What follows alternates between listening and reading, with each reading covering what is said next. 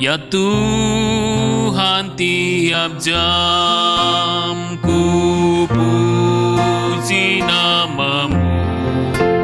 Tuhanku yang kudus, kekal ku milikku. Setiap jam ya Tuhan, Dikau ku perlukan. Ku datang juru selamat, berkatilah.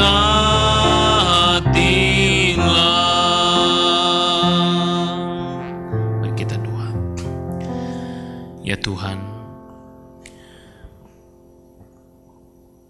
kami butuh Engkau Tuhan. Bukan cuma untuk menyelamatkan dosa kami, tapi tiap-tiap detik hidup kami butuh Engkau. Kalau tanpa Engkau, tanpa anugerah-Mu, kami mati Tuhan, kami binasa. Tanpa Engkau hidup kami ini gak ada artinya ya Tuhan. Karena itu sebabnya Tuhan, pagi ini kami mau memberi diri kami kepadamu. Tolong seluruh pikiran, perasaan, tubuh kami sungguh-sungguh bisa fokus kepada Tuhan. Tolong kami Tuhan, jika ada pikiran-pikiran yang mengawang-awang Tuhan, perasaan yang membebani kami, roh kami gak bisa tenang saat ini, dalam nama Yesus tolonglah kami. Kami mau dengar dan kami mau lakukan firman-Mu. Roh Kudus, ini kami, tolonglah kami. Dalam nama Tuhan Yesus. Amin. Amin. Saudara, kalau minggu lalu kita belajar satu kunci untuk bisa bahagia atau tenang sejati adalah miskin di hadapan Allah. Yang dimaksud miskin di hadapan Allah adalah satu kesadaran kita ini miskin, melarat, tidak mampu berbuat apa-apa, dan kalau nggak ditolong pasti binasa. Orang-orang yang punya kesadaran itu akhirnya sadar, bergantung sama Tuhan, mencari, desperate, membutuhkan kasih Tuhan. Nah, hari ini kita akan masuk ke dalam kunci bahagian sejati yang kedua. Ucapan bahagia sejati kedua, yaitu yang Tuhan Yesus katakan di dalam Matius 5. Saya kasih judul hari ini perenungan kita, boleh berduka. Kita lihat apa yang dikatakan dalam Matius 5. Next please. Mari kita sama-sama bacakan 1, 2, 3. Berbahagialah orang yang berduka cita, karena mereka akan dihiburkan. Supaya firman Tuhan ini ngeresep, saya undang kita bacain ini 2 kali lagi. 1, 2, 3. Berbahagialah orang yang berduka cita, karena mereka akan dihiburkan. Sekali lagi. Berbahagialah orang yang berduka cita, karena mereka akan dihiburkan. Berduka tuh sebenarnya enak nggak enak sih? Nggak enak. Berduka masa yang menyenangkan atau masa yang menyusahkan? Menyusahkan. Berduka erat kaitannya dengan menangis, erat kaitannya dengan meratap. Sebagian orang kalau lagi berduka, diem ngelamun gitu ya. Sebagian lagi orang yang berduka bisa meraung-raung. Ini rekan-rekan yang udah lama di Kanada masih ingat meraung-raung kayak apa? Masih ingat? Mungkin bahasa-bahasa ini udah itu meraung-raung. Bukan cuma meraung-raung, ada orang yang berduka menjerit-jerit. Saya susah menjerit. Saya suka menjerit. Kalau tidak, apa gitu. Menjerit-jerit. Nah, ini adalah ungkapan dari berduka. Jadi ada yang diam, ngelamun. Waktu duduk diam, digina orang aja nggak ngeh gitu. Karena melamun, saking berdukanya. Nah, kok bisa-bisanya Yesus bilang, berbahagialah, blessed are those who mourn, for they will be comforted. Bagaimana mungkin orang masa yang gak mengenakan itu, Tuhan bilang berbahagia? Ini crazy kah? Ini ridiculous kah? Kok bisa yang gak enak berbahagia? Ini kayaknya kok gak masuk akal ya. Ini ide gila nih ya. Iya loh. Secara manusia kan bilang ini ngaco nih. Makanya pengajaran Yesus, ucapan bahagia, khotbah di bukit ini, banyak orang kagumi tapi banyak orang juga ngejek. Banyak orang caci maki. Nggak pernah, Yesus tuh nggak make sense katanya. Orang berduka kok berbahagia. Nah saudara-saudara, apa sebenarnya maksud dengan berduka cita di sini? Dan bagaimana sebenarnya, mengapa kok Tuhan Yesus bisa berkata berbahagia yang berduka cita? Berduka cita yang bagaimana yang membuat kita bisa berbahagia? Nah, kita akan melihat ada 3 jenis duka cita. Yang pertama, duka cita yang pertama adalah duka cita yang disebabkan karena kehilangan sesuatu yang personal. Atau kita kehilangan sesuatu yang pribadi. Sesuatu yang pribadi apa? Ya sederhana sekali, barang misalnya. Dari rumah sampai ke sini baru ngeh.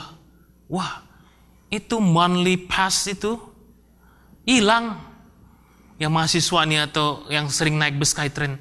Sampai sini cari, pulang ke rumah cari, hilang. Waduh. Akhirnya perasaan apa yang muncul? Kesel. Nah, yang umum terjadi itu orang menamakan perasaan kesel. Nah, si Jos tuh nggak ngerti kesel apa, Jos Leo. Kesel tuh upset. Perasa upset, kesel nggak bisa terima.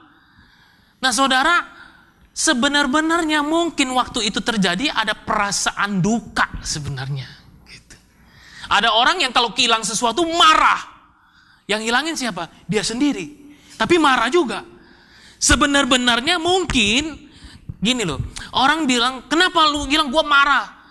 Karena dia tuh gak kenal perasaan. Sebenarnya mungkin bukan marah, tapi berduka gitu.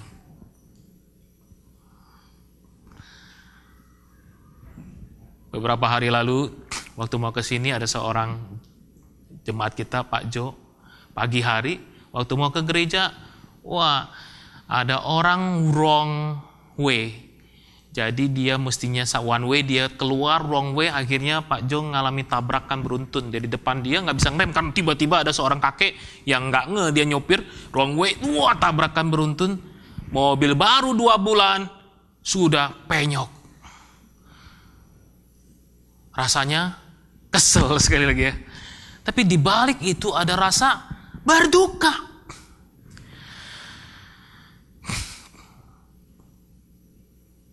Kemarin 2 hari yang lalu, jam 10-an, waktu saya di Loving LC Golden Age, Pak Budi telepon, miss call ya. Saya jam 11-an saya baru terima, Pak Kris, apartemen di atas saya kebakaran Pak Kris. Terus tutup. Waduh, saya waktu terima itu, saya telepon balik gak masuk-masuk lagi. Wah, apa yang terjadi? Puji Tuhan, gak kenapa-napa ya. Puji Tuhan. Ya kalau enggak hari ini enggak datang nih. Tapi orang yang pernah ngalami kebakaran seperti Pak Aryo, wah itu kehilangan semuanya. Berduka. Barang ketinggalan, barang rusak, barang dirampas orang, barang dicuri. Semuanya itu berduka. Kalau sampai datang ke gereja, dompet ketinggalan, handphone ketinggalan, sampai di rumah pasti dicari nggak? Pasti dicari, tanya tuh, Pak Kris, tadi saya ketinggalan ini ada nggak? Ada nggak? Tolong diliatin dong, atau masih di gereja nggak? Tolong diliatin. Habis handphone saya nih, dompet saya ketinggalan, oke? Handphone ketinggalan. Tapi kalau sampai di rumah, udah sampai ke rumah pulang. Minggu depan mau ke gereja lagi cari-cari Alkitab. Nggak ada. Diteleponin nggak? Agak entar lah, lihat aja di gereja. Kalau ada syukur, kalau nggak ada ya udah. Berduka. Nggak berduka kalau kita bilang ya. Ini ironis ya, jangan ya. Jemaat GI nggak gitu kan? Itu bicara tentang barang. Berduka, kehilangan barang. Berduka yang lebih dalam dari sekedar barang adalah kehilangan teman atau sahabat. Saya pernah punya sahabat baik, 2 orang. Jadi karena ada satu masalah, akhirnya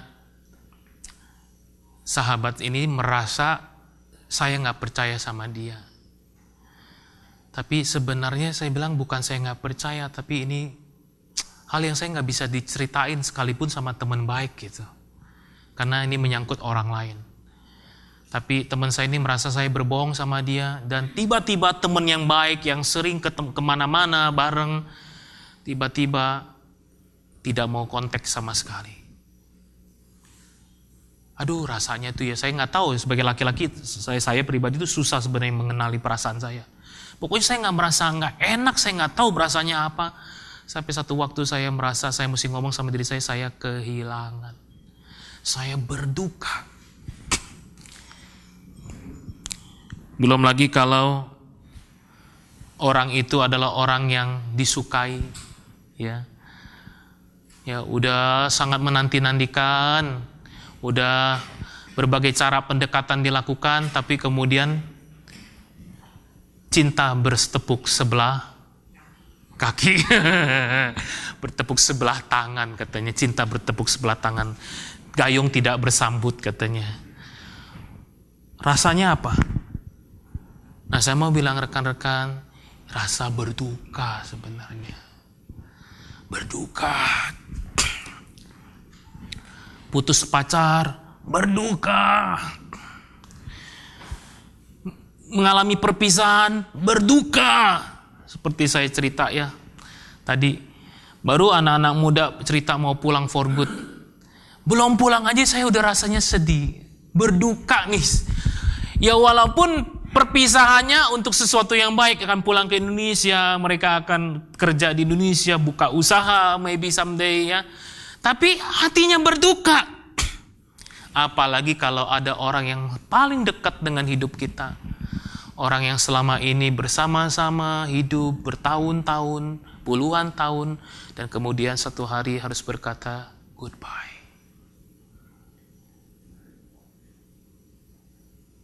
Seorang suami harus kehilangan seorang istri yang 50 tahunan. Seorang ayah harus melepas kepergian anaknya yang masih bayi. Seorang anak harus rela ketika orang tuanya udah sakit-sakitan dan terminal untuk pergi. Berat rasanya kan. Saudara, waktu saya terima telepon papa saya sakit berat, kayaknya udah gawat, saya disuruh pulang. Waduh, hati saya susah sekali. Susah sekali. Kemudian sampai saya udah dalam pesawat, semua pikiran muncul. Semua kenangan masa lalu muncul. Terus di dalam pesawat itu saya lagi pikir, kalau ini kesempatan terakhir saya ketemu papa saya, apa yang saya mau katakan sama dia gitu. Kenapa saya tuh susah ngomong sama papa? Banyak di antara saudara pernah dengar cerita saya bahwa saya tuh susah ngomong sama papa. Karena papa saya tuh ya susah ngomong gitu. Bisa pergi 2 jam dalam kendaraan gak ngomong apa-apa gitu. Gak tahu mesti ngomong apa, gak biasa ngomong. Saya jadi bergumul sekali, Tuhan, kalau ini kesempatan terakhir saya mesti ngomong apa? Wah, pikiran saya muncul semua masa-masa ingatan bagaimana saya ikut naik di atas motor Vespa papa saya. Saya berdiri di depan gitu. Bagaimana saya ingat bagaimana kalau papa sering bonceng saya duduk di belakang Vespanya. Bagaimana saya ditampar waktu saya masih kecil, bagaimana saya disabet, semua itu pun muncul gitu. Hati berat sekali. Saya nggak tahu mesti ngomong apa. Dan saya waktu itu cuma bisa nangis. Nangis. Berat sekali saya mesti ngomong, Papa, saya sayang sama Papa. Seringkali kalau ketika kita udah nggak ada, ketika sesuatu yang berharga itu sudah nggak ada, baru kita ngerasa kehilangan kan. Tapi kalau lagi ada, seringkali kita take it for granted kan. Tapi ketika udah nggak ada, baru sadar ini begitu berharganya. Gitu. Sepanjang perjalanan dari Vancouver sampai Hong Kong, saya nangis. Untungnya gelap itu, mati lampu, dimatiin pesawat. Untungnya saya ada di pojok lagi, nangis gitu. Sambil tutup, nangis. Itu bukan diri saya. Kenapa? Karena saya itu sebenarnya susah nangis. Kenapa saya susah nangis? Karena saya nggak pernah lihat papa saya nangis. Dulu waktu kecil saya sering nangis, kalau dipukul ya nangis. Tapi sejak udah remaja saya nggak pernah nangis. Kenapa? Saya nggak pernah lihat seorang pria menangis soalnya. Papa saya waktu adik saya meninggal, saudara kan tahu kan? Waktu adik saya meninggal karena korban tusuk gitu. Saya nggak lihat dia nangis. Kuat, tegar. Saya juga berusaha tegar nangis. Karena apa? Bagi saya waktu itu berduka, menangis adalah cengeng. Menangis adalah sesuatu yang lemah. Tapi saya nggak tahan. Setelah bertahun-tahun saya tahan, nggak boleh berduka. Saya harus kuat, saya anak laki-laki, saya harus kuat. Sampai saya setelah 3 tahun adik saya meninggal, saya harus dikonseling. Kenapa? Karena bayangan atau kenangan meninggalnya adik saya terus come out. Selama 2 minggu tiap hari muncul itu kenang-kenangan. Saya datang konseling ke dosen. Terus dosen saya bilang, Chris, ini terjadi karena kamu menekan perasaan kamu. Kamu sebenarnya sangat kehilangan. Kamu berduka. Terus dia bilang gini, Chris, gak apa-apa berduka. Itu manusiawi. Gak apa-apa. Kenapa kamu harus menahan?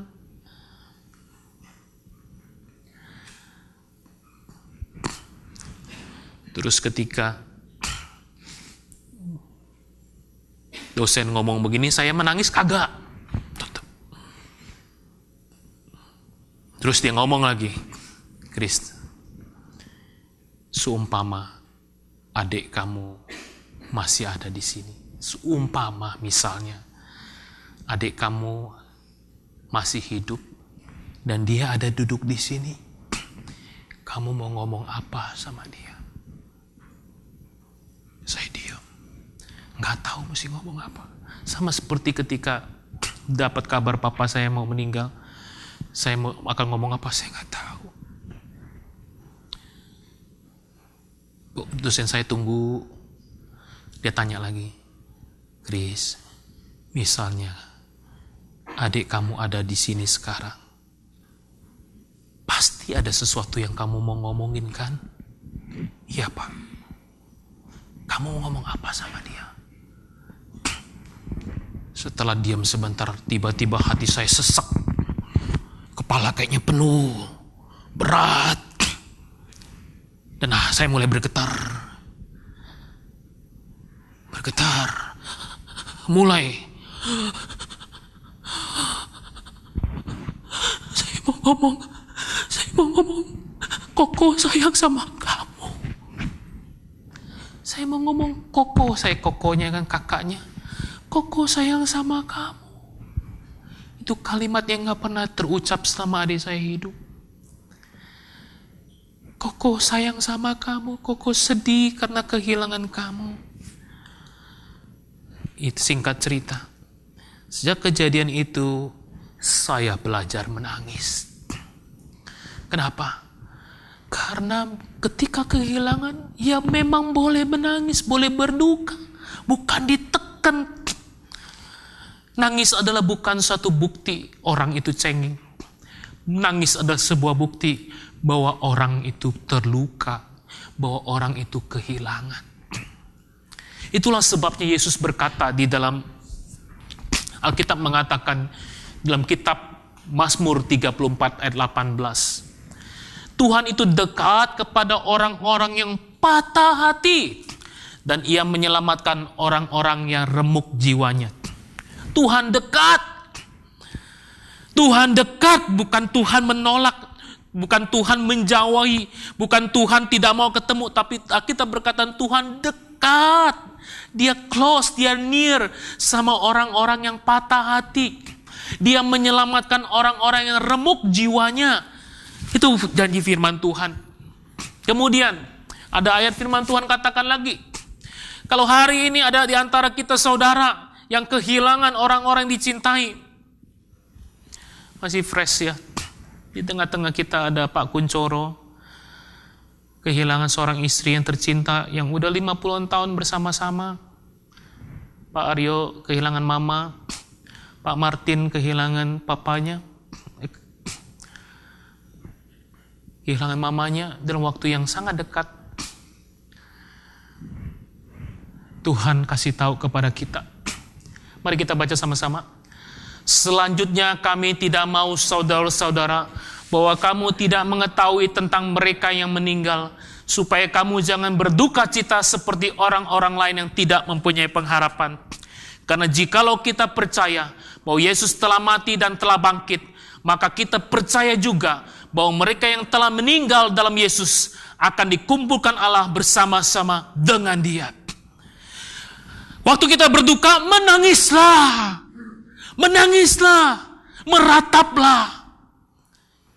Karena itu adalah kunci engkau mendapat kebahagiaan.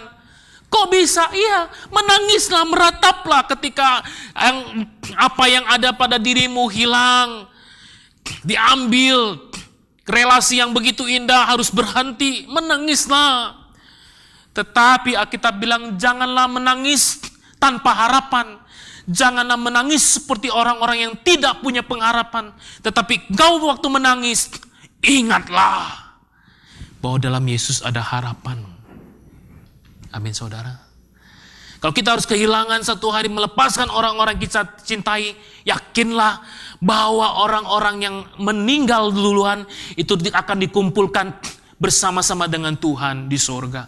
Itu loh, makanya ketika duka cita, kita bisa berbahagia. Karena ada apa? Ada harapan. Itulah duka cita yang pertama. Berbahagia karena apa? Orang yang berduka cita akan mendapatkan pengharapan. Duka cita yang kedua. Duka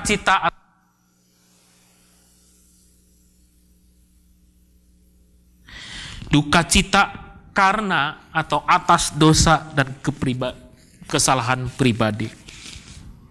Tahukah saudara, setiap kali kita buat salah atau dosa, itu mendukakan hati Tuhan.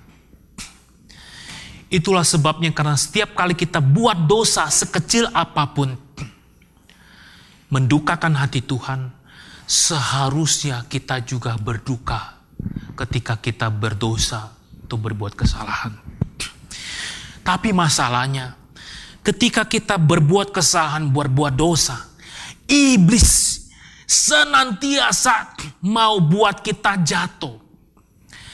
Kalau kita udah buat salah, buat dosa, maka apa yang dilakukan iblis, yang sering kali dilakukan iblis adalah menuduh kita. Nuduh kita. Bilang begini, memang kamu tuh gak pantas.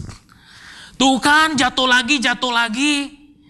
Memang kamu tuh gak pantas ikut Tuhan, gak pantas jadi pengurus, gak pantas ke gereja, gak pantas. Kamu itu bukan suami yang becus, kamu bukan istri yang baik, kamu bukan seorang kakek yang baik, kamu bukan, dan seterusnya. Iblis terus menuduh kita, memang tuh kan kamu gak bisa berubah. Tuh kan kamu terus melakukan lagi, terus iblis juga senantiasa membuat kita rasa malu. Padahal pada titik tertentu rasa malu itu baik. Ingat waktu Adam dan Hawa jatuh ke dalam dosa, pertama-tama yang perasaan mereka yang muncul adalah perasaan takut dan perasaan malu bersembunyi dari Tuhan kan? Betul kan? Mereka bersembunyi dari Tuhan. Apakah waktu itu mereka yang cari Tuhan atau Tuhan yang cari mereka? Tuhan cari mereka. Iblis ngapain? Iblis ketika udah membuat ulah, ya, dia nggak mau bertanggung jawab kan? Malah menuduh bahwa Tuhan nggak pantas, kamu itu udah jijik, udah najis, udah bernoda. Tapi Tuhan yang datang menjemput, memanggil, Adam, di manakah engkau? Adam bilang, kami takut, kami malu Tuhan. Saudara, waktu seseorang berbuat dosa dan salah, perasaan yang seharusnya, sewajarnya muncul, bukan menuduh diri, walaupun memang salah. Bukan akhirnya bego-begoin diri sendiri. Ada orang kan yang kalau udah buat salah apa, malah tepok, malah menyiksa diri. Bego gue nih, bego, bener-bener bego, bener-bener gue bego gitu. Saudara, Tuhan bilang jangan gitu. Tapi karena kalau memang kau berbuat dosa, buat salah, berdukalah. Berdukalah karena dosa. Berduka, menangislah karena dosamu. Kenapa? Karena orang-orang yang berduka akan dihiburkan, bukan? Kita berkata, berbahagialah yang berduka cita karena mereka akan dihiburkan. Ketika kita berbuat dosa dan kita kedukaan kita akan membawa kepada kita pertobatan. Kedukaan kita akan membawa kita kepada penyesalan dan kemudian bertobat. Disitulah kita akan dihiburkan. Disitulah pengampunan Tuhan turun.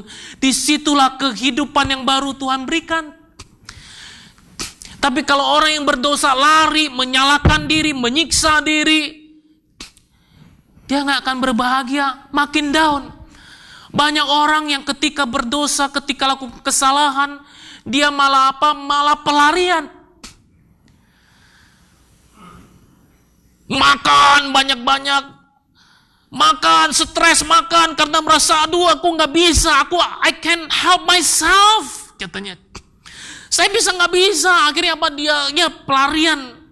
Makan bukan nggak tahu bahwa makan kebanyakan bisa kolesterol, darah tinggi, diabetes, apa-apa, bukan nggak tahu, tapi nggak mampu keluar dari situ.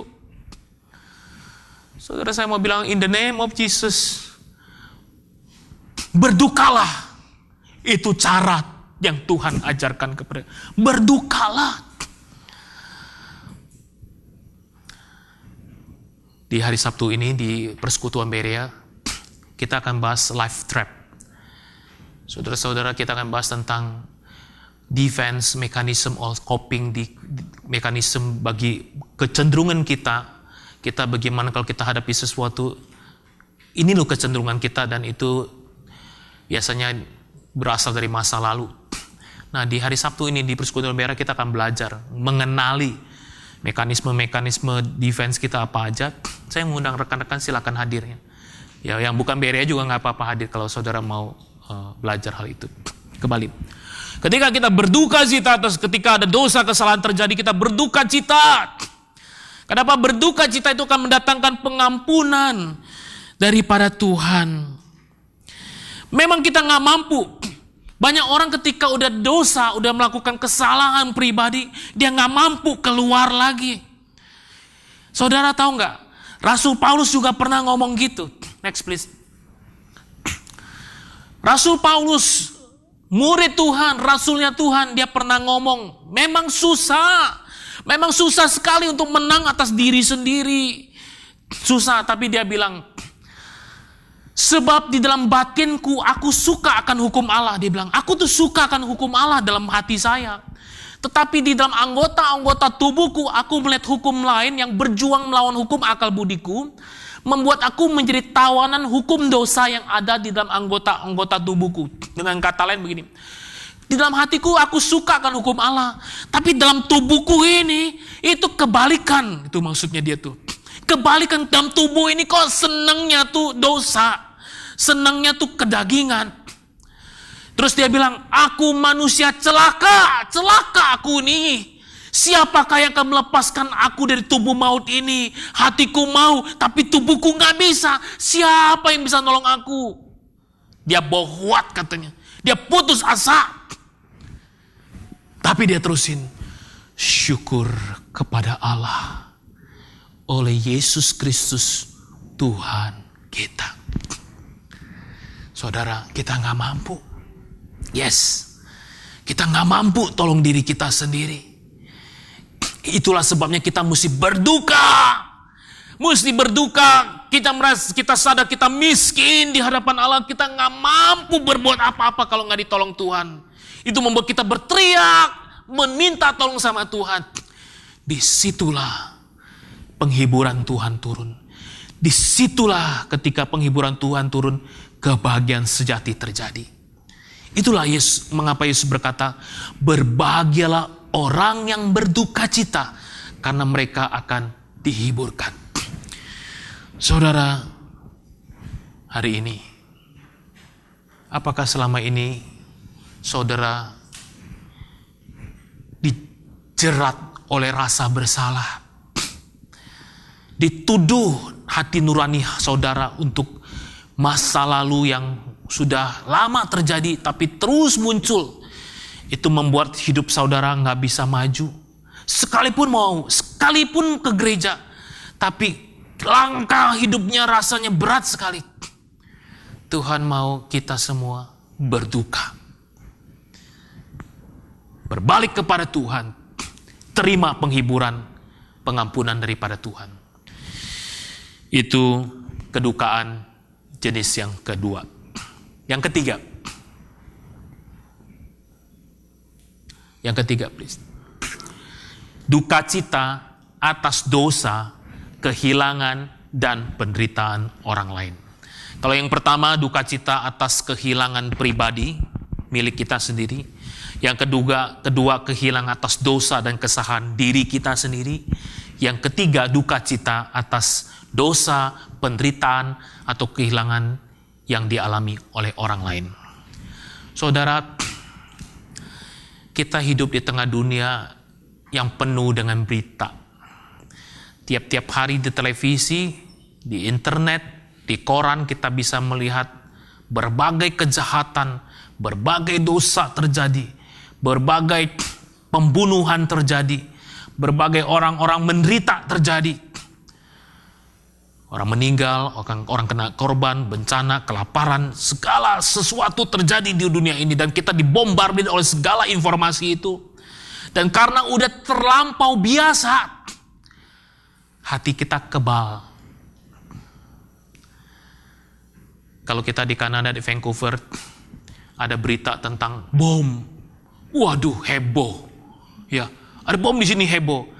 Di Jakarta berapa tahun lalu ada kalau ada berita tentang bom, biasa.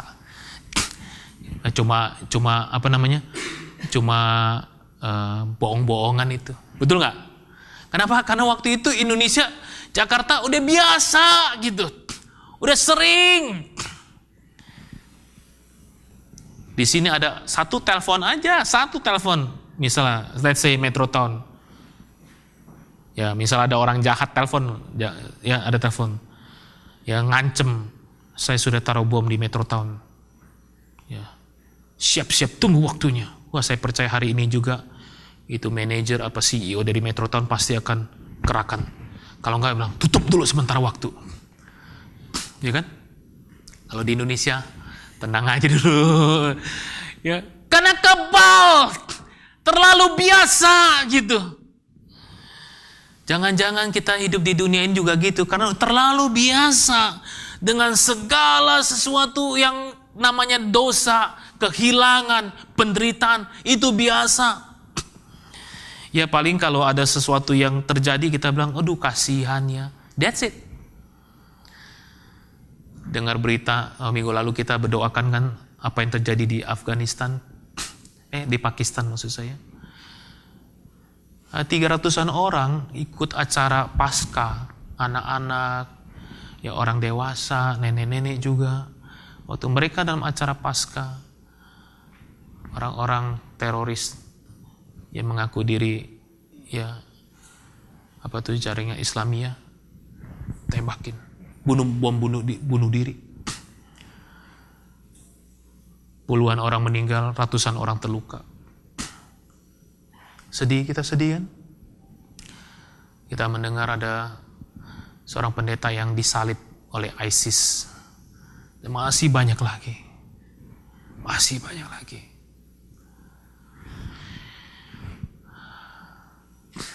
Apakah kita menangis seperti Tuhan menangis?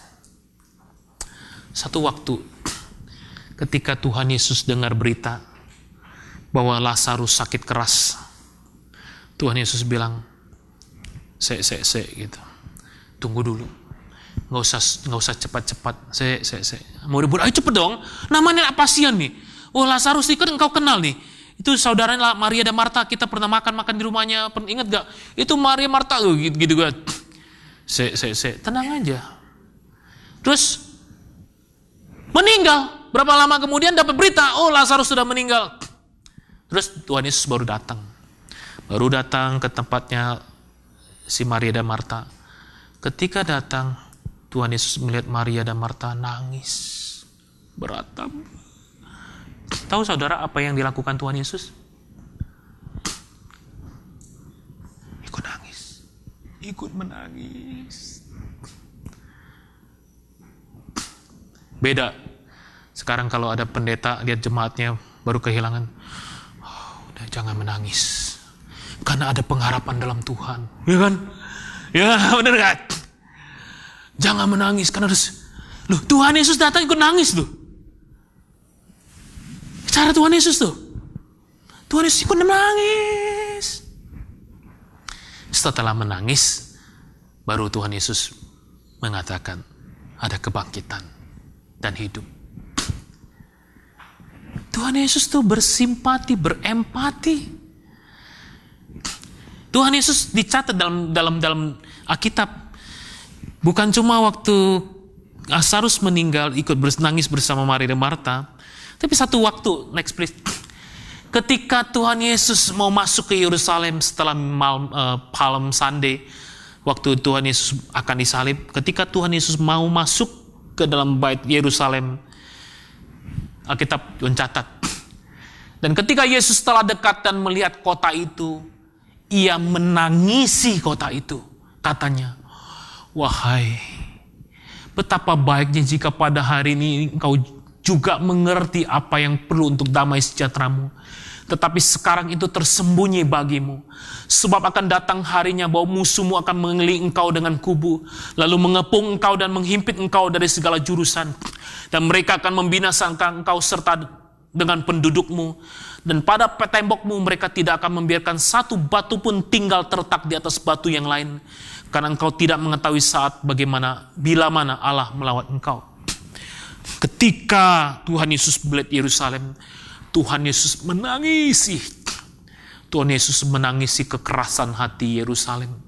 Para anugerah Tuhan mau dicurahkan, mereka itu nggak mau terbuka. Akhirnya Tuhan Yesus mengatakan suatu nubuatan bahwa Yerusalem satu hari akan dihancurkan, penduduknya akan dimusnahkan, akan dibunuh. Bahkan satu waktu tidak akan ada dindingnya tuh, nggak ada satu batu yang akan terletak di batu lain. Dan itu terjadi di nubuatan Yesus terjadi ketika Kaisar Nero menghancurkan, membumi, hanguskan Yerusalem. Kira-kira mungkin sekitar 70 tahun kemudian, 70 tahun setelah Yesus ngomong itu. Nggak ada satupun yang tinggal batu yang bertumpukan lagi. Semuanya Tuhan hancurkan. Tapi Tuhan menangis. Nah saudara, ketika kita mengerti ini, waktu kita melihat TV, waktu kita membaca koran, kita membaca di internet, waktu kita bertemu orang-orang di jalan, apakah kita juga punya hati seperti Tuhan? Menangisi apa yang Tuhan tangisi? Peduli atas apa yang Tuhan peduli, saudara? Saya mau, next please. Ada satu lagi firman Tuhan. Waktu Tuhan Yesus diikuti oleh banyak-banyak orang yang timpang, yang sakit, yang cacat, yang kerasukan, yang juga punya motivasi cari makan karena mereka baru habis melihat mujizat Tuhan dengan 5 roti 2 ikan bisa cukup makan 5.000 orang. Mereka ikut Tuhan Yesus. Waktu Tuhan melihat mereka, Alkitab mengatakan, melihat orang banyak itu, tergeraklah hati Yesus oleh belas kasihan kepada mereka, karena mereka lelah dan terlantar seperti domba yang tidak bergembala. Tuhan lihat mereka, tergeraklah hati Yesus oleh belas kasihan, karena mereka seperti domba yang gak bergembala. Hati Tuhan Yesus tergerak, bukan cuma tergerak karena Yesus tergerak, dia bergerak. Dia do something karena hatinya tergerak. Saudara-saudaraku, kita ini pengikut Yesus. Ketika lihat apa yang terjadi di dunia ini, adakah kita ikut tergerak hati kita? Atau kita cuma diam, cari aman, cari comfort, stay in our comfort zone? Atau kita do something? Kita do something karena kita nggak bisa tinggal diam. Saudara, saya mau cerita tentang ini. Next please. The Dropbox. Mungkin sebagian dari saudara pernah tahu soal ini. Ini adalah satu kisah sejati atau true story yang terjadi di Seoul, Korea Selatan, di mana seorang pria bernama Lee Jong-rak. Lee Jong-rak itu, dia sebenarnya seorang yang suka minum, mabok-mabokan. Dia seorang yang suka bermain perempuan, seorang yang sangat temperamental, kira-kira begitu. Dia mau nolong diri sendiri juga nggak bisa. Masa lalu kayak begitu. Bahkan itu terjadi ketika dia udah punya anak. Satu kali disaksikan, dia kalau mabok-mabokan itu bukan cuma dia sendiri, tapi sama teman-temannya. Kalau waktu weekend nggak ngapa-ngapain, maka dia suka undang teman-temannya datang untuk mengobok-mabokan di rumah. Dan yang harus serving itu istrinya sendiri. Can you imagine bagaimana perasaan istrinya? Udah nggak punya uang, kerja nggak beres, mabok-mabokan. Nah, singkat cerita,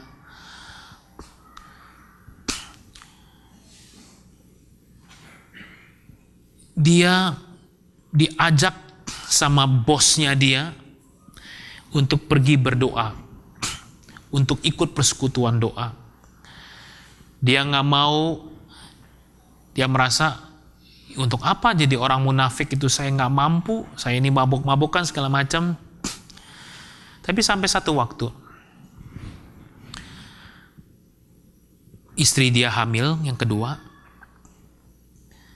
dan kemudian waktu mau melahirkan, dokter kandungan yang menangani kelahiran bilang, ini nggak bisa keluar. Si bayi ini nggak bisa keluar. Kenapa? Dokter juga nggak tahu. Setelah dicoba kira-kira 3 jam dan kemudian si istrinya udah kelelahan, si dokter akhirnya memutuskan ini harus disesar. Dan kemudian ketika disesar, bayi itu dikeluarin, baru kelihatan bahwa di kepala anak itu ada kista yang besar sekali. Kalau kepala yang segini, kista yang besar sekali. Itulah sebabnya si bayi nggak bisa keluar. Kista yang besar sekali.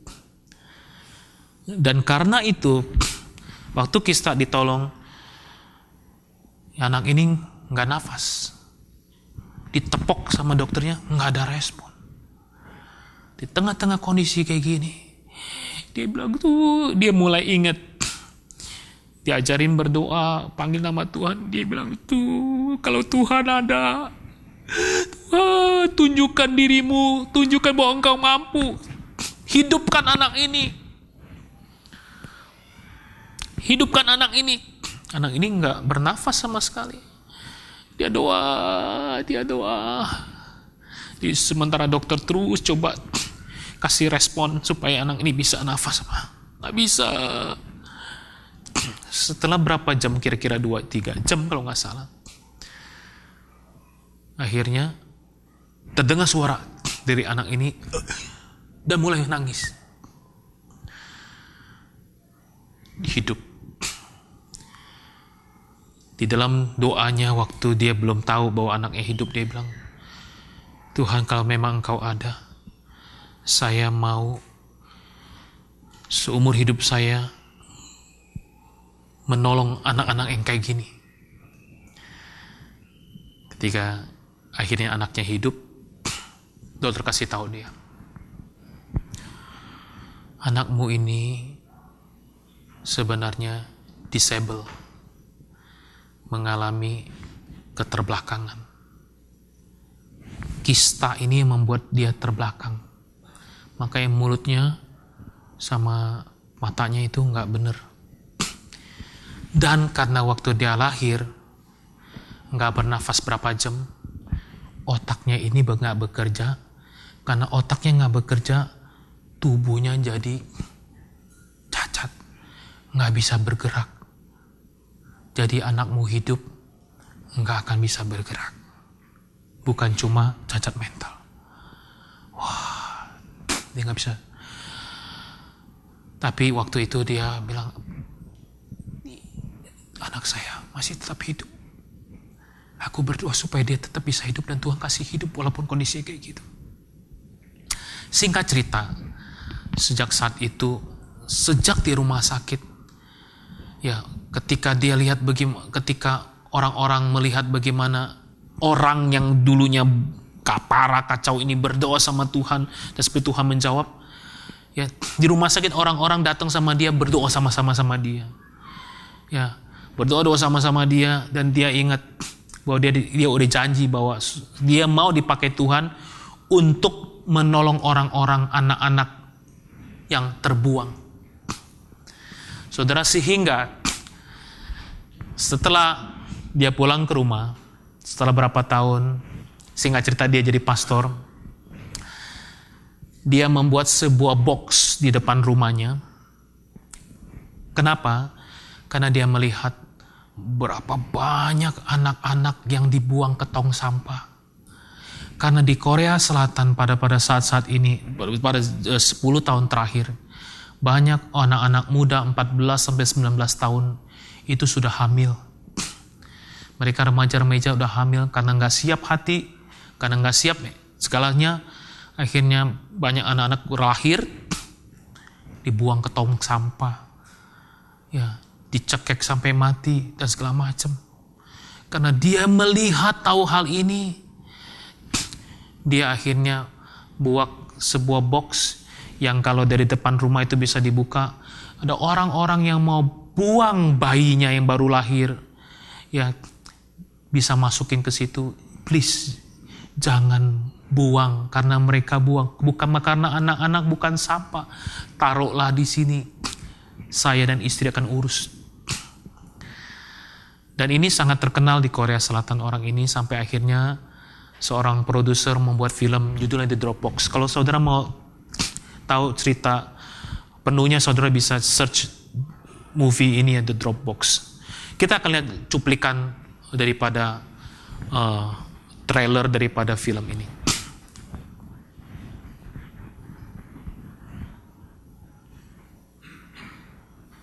And then I was weeping. I always cry when I'm angry. And she said, "Why are you crying? It's only an orphan."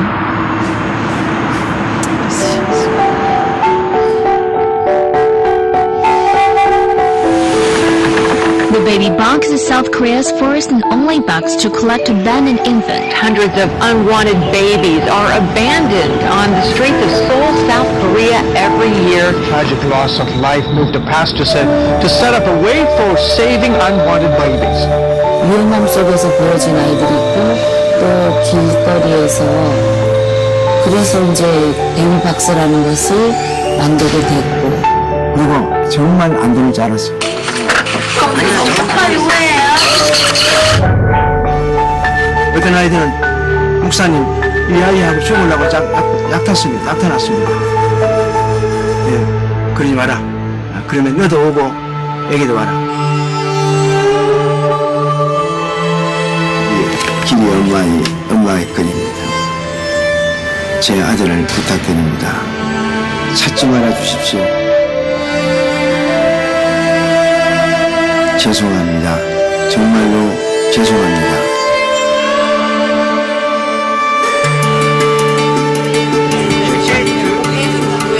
얘 길이. 이길이 영어 이름은 빅토리. 빅토리. 그래서 그 아이들이 이 세상에 필요 없는 존재들이 아니고 하나님이 쓰시고자 이 땅에 보내셨어요. 여기 이제 가정에 20명이나 한 그 아이들이 좁은 공간에서 많이 살고 있으니까 그런 공동체가 다른 것은 아버지 어머니가 있기 때문이죠. 하지 않는 일, 그리고 버려질 수 있고 또는 나라에서 하지 않고 있는 이런 일들을 하시는 Even if there's just one person that really cares about children, it makes such a difference. They're just human beings, just like anyone else. They have the right to live. 이제 이 문제가 한국만의 문제가 아니고 이제는 아마 세계적으로 이 아이들이 이렇게 박해버려서 희생당하는 아이들이 많으니까. But these children, they're helpless, they're voiceless. Who's going to speak for them? 이 아이를 보내면서 다시 한번 내가 헌신을 했어요. 하나님, 이 아이들을 위해서 내가 죽겠습니다.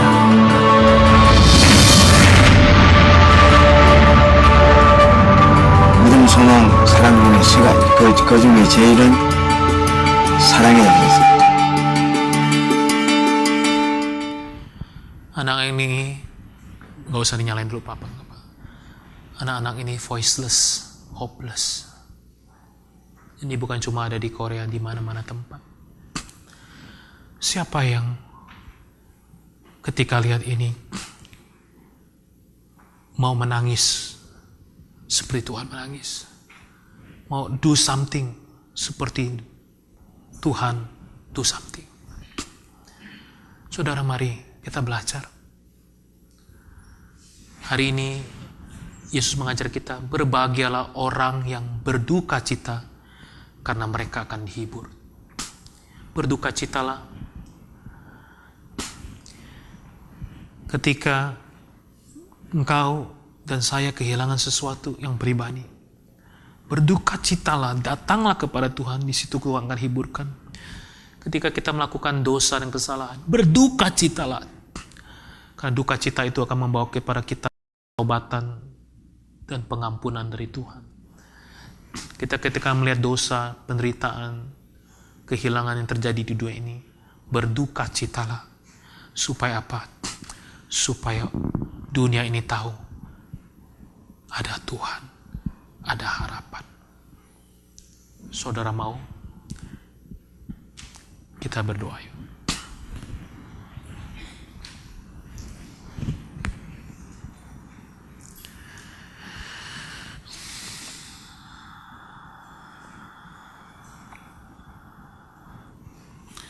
Mari kita tenangkan diri kita.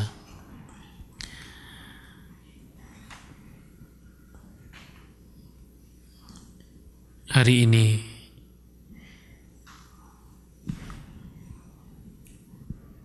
biarlah bukan cuma mendengar, tapi hari ini kita berespon sama Tuhan. Berbahagialah orang yang berduka cita, karena mereka akan dihiburkan.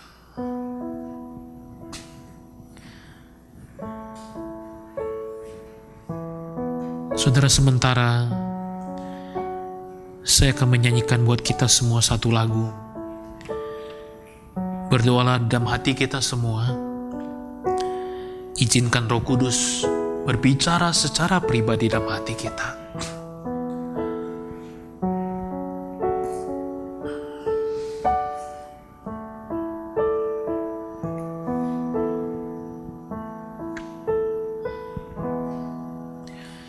Apa yang kau alami kini mungkin tak dapat engkau mengerti. Satu hal tanamkan di hati, indah semua yang Tuhan beri. Tuhanmu tak akan memberi ular beracun pada yang minta roti. Cobaan yang engkau alami tak melebihi kekuatanmu. Tangan Tuhan sedang merenda suatu karya yang agung mulia. Saatnya kan tiba nanti, kau lihat pelangi kasih-Nya. Silakan wanita, nyanyikan bait pertama. Kita yang pria, terus buka hati kita.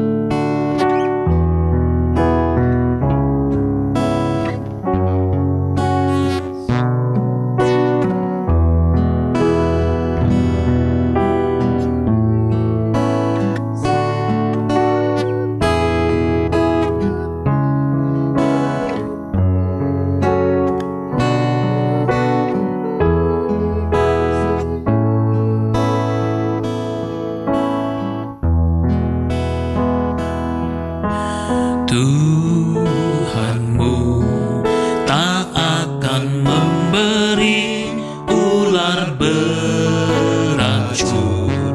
pada yang minta roti. Cobaan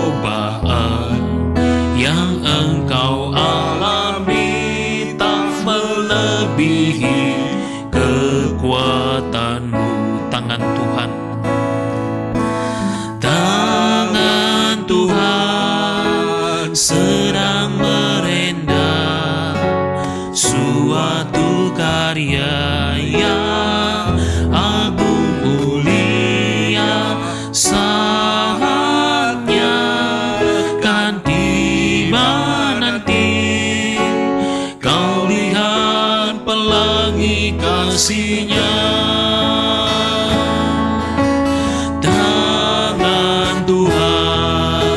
Sedang merenda suatu karya yang agung mulia. Saatnya akan tiba nanti, kau lihat pelangi kasih-Nya. Kau lihat pelangi kasih-Nya. Kau lihat pelangi kasih-Nya. Saudara, mari kita berespon sama Tuhan. Firman Tuhan saudara beritakan hari ini, adakah di antara kita hari ini engkau berusaha tegar, berusaha kuat, berusaha tidak menangis, tidak menyerah, tapi sebenarnya dalam hatimu yang sedalam-dalamnya engkau kehilangan dan engkau tidak sanggup keluar dari rasa kehilangan itu. Hari ini Tuhan mengulurkan tangan dan berkata, kamu boleh berduka, kamu boleh menangis. Karena waktu engkau sungguh-sungguh berduka, disitulah engkau datang kepada Tuhan dan engkau dihiburkan. Saudara, adakah di antara kita pagi hari ini berkata, Tuhan, ajar saya berduka di hadapan Tuhan. Tuhan, this is me. Here I am, Lord. Saat ini juga, saudara, silakan menangis. Silakan meratap. Silakan berteriak kepada Tuhan. It is okay. It is okay. Jadilah dirimu, jujurlah sama dirimu. Karena ketika engkau jujur sama dirimu, disitulah kau bisa sungguh-sungguh ngerasakan kehadiran Tuhan. Bilang sama Tuhan, Lord, aku butuh penghiburan-Mu Tuhan. Saya gak sanggup Tuhan. Selama ini saya cuma pelarian Tuhan. Tuhan Yesus, tolong help me Lord. Help me Lord. Atau di antara kita, engkau bergumul dengan dosa, dan dosa itu lagi. Tiap kali engkau mau bangkit, mau berubah, selalu dalam hati ada tuduhan, kau tidak mampu berubah, tidak mungkin berubah. Selalu saja ketika engkau mau bangkit, dalam hatimu ada tuduhan-tuduhan membuat engkau selalu tersandung lagi. Mari kita hari ini gantikan tuduhan itu dengan duka cita. Berdukalah atas dosa dan kesalahan kita. Bertobatlah.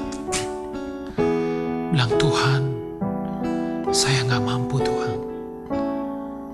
Ampuni saya Tuhan.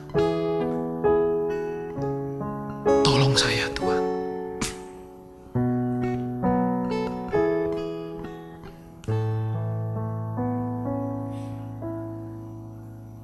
Saya mau ajak saudara, hari ini engkau kalau sungguh-sungguh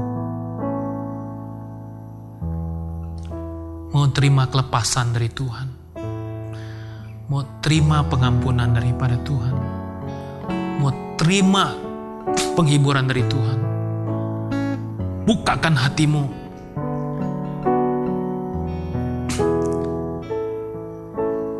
Jangan biarkan rasa malu membuat engkau terperangkap terus-menerus. Jujur sama dirimu. It is okay. Berduka. It is okay. Di dalam nama Yesus saat ini, hai teman-temanku, rekan-rekanku, engkau yang mau dilepaskan sama Tuhan, engkau mau menyerah sama Tuhan, saya ajak engkau angkat dua tanganmu tinggi-tinggi saat ini. Saya mau berdoa buat engkau. Jangan malu, takut dilihat orang. Tapi biarlah sungguh-sungguh hari ini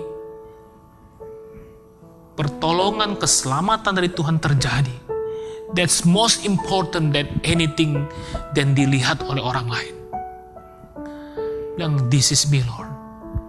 Here I come Lord. Ada nggak berkata, Tuhan, this is me. Tuhan, aku mau mengakui Tuhan kehilanganku. Aku mau mengakui kelemahanku. Please help me Lord.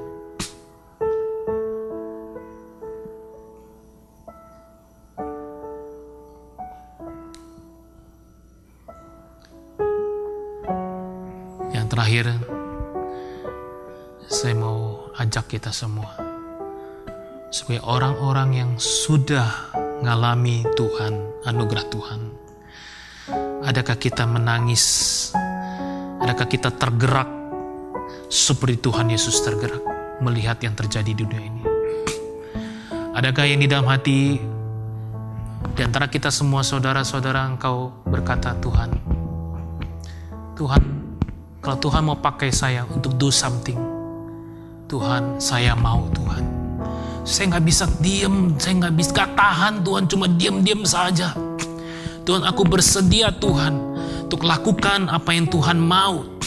Tidak selalu saudara harus jadi pendeta, tidak harus selalu jadi misionaris, tidak.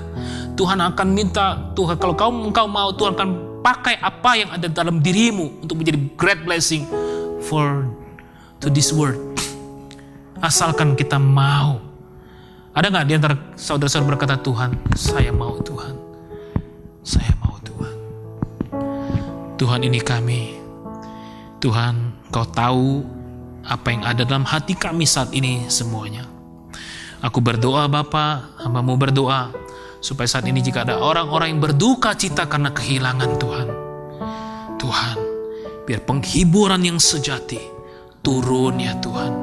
Menaungi ya Tuhan. Aku berdoa Bapa jika ada jemaat-jemaat ya Tuhan yang bergumul dalam dosa dan kesalahan, sehingga dalam hidupnya selalu ada tuduhan, rasa guilty yang membuat gak bisa bangkit lagi, dalam nama Yesus Tuhan. Aku berdoa Bapa, mari Tuhan, biarlah hari ini ada hati yang baru. Penghiburan Tuhan turun Tuhan. Karena di dalam Engkau Tuhan, ketika kami berduka cita atas dosa kami, kesalahan kami, di situ Engkau berkata, Engkau mengampuni kami, Engkau memberikan anugerah-Mu buat kami Tuhan. Dan kami berdoa Bapa, tolong kami Bapa, supaya kami tidak cuma diam ketika melihat dunia membutuhkan ini, tapi kami bisa terbuka, kami bisa menangis, kami bisa berduka, kami bisa do something seperti apa yang Tuhan mau kami lakukan. Tuhan, ini doa kami. Dalam nama Yesus Kristus kami berdoa. Amin.